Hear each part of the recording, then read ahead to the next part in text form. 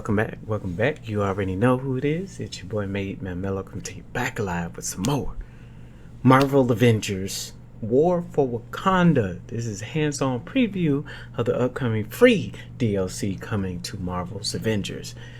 The wait is over, ladies and gentlemen. It is near that time. Next week, we get to play with T'Challa, Black Panther. Let's go and take a look. After spending 90 minutes with Marvel's Avengers' first big expansion, War for Wakanda, I'm left feeling hopeful about Black Panther's imminent introduction. He plays extremely well, seems to be part of an engaging cast and story, and there are even hints at some much needed variety in Avengers' often repetitive core gameplay loop. Whether it will be enough to turn the whole game's ship around is an unanswerable question, but for now at least, it looks set to add a few more hours of enjoyable content to the game.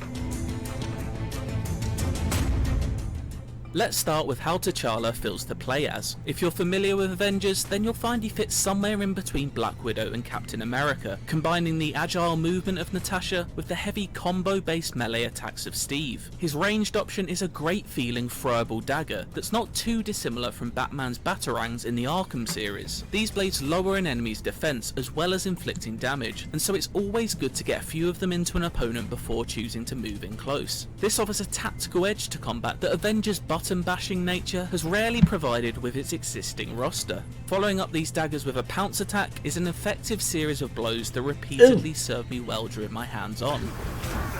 Okay.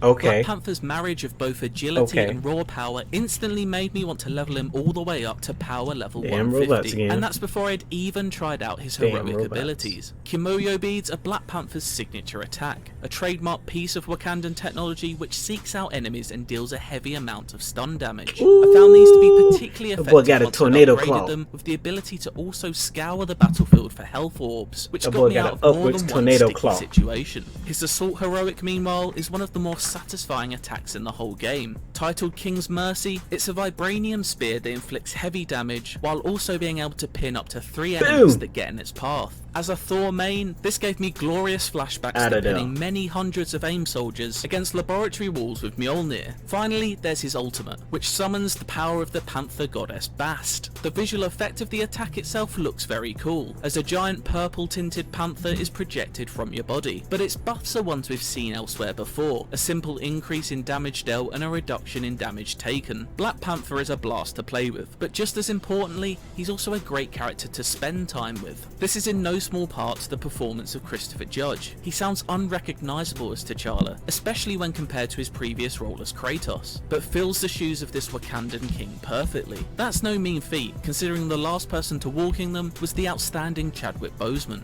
Judge's interactions with both Okoye and Shuri provide a charming and often funny back and forth as you leap around the jungle. And the jungle is where you'll be spending most of your time, aside from when visiting the expansion's new outpost, located in a beautiful depiction of the city of Byrne in Zana. With giant panther statues guarding shiny modern skyscrapers, it's a very different location to the shield dens we've visited before. Beyond its borders, the jungle playspace provides a welcome new biome to Avengers, and everything from loot chests to resource pods have been reskinned to reinforce that Wakandan feel. It's clear from the outset that Crystal Dynamics feels at home in the jungle, giving it a chance to flex its dormant Tomb Raider muscles. Nowhere is this more apparent than in the expansion's first mission, which has you enter a cave system that houses a trial to overcome and a symbol-based puzzle to solve. It's not a far cry from somewhere you'd find Lara Croft. This is an encouraging sign that the developer has bolstered the variety of gameplay, going beyond just throwing wave after wave of robots at you. That's not to say there isn't plenty of that going on as well. This is still Marvel's Avengers after all. You'll still be completing a lot of similar objectives, such as capturing control points and defending areas throughout the expansion.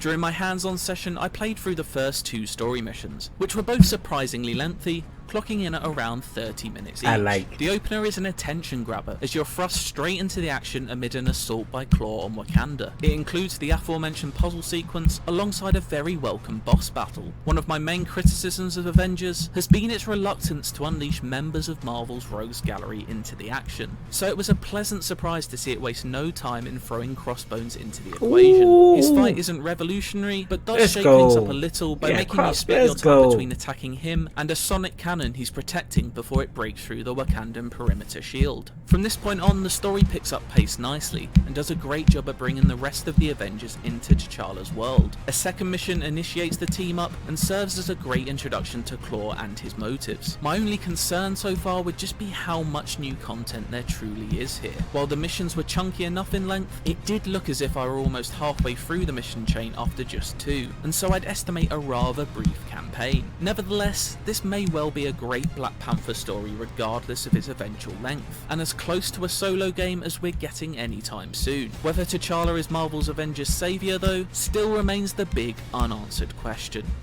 For more Marvel's Avengers, why not check out the latest trailer or our review of the game.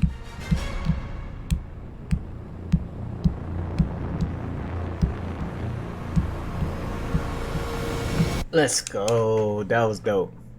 Can't wait for it. They said first 2 episodes is like 30 minutes. That's dope. I like it. Did the play with Black Panther, T'Challa, the man, the myth, the legend. Yes, yes, yes. That looks good. But anywho, thank you for tuning in. This is your boy MadeMenMelo. You guys have a wonderful, wonderful night. Peace.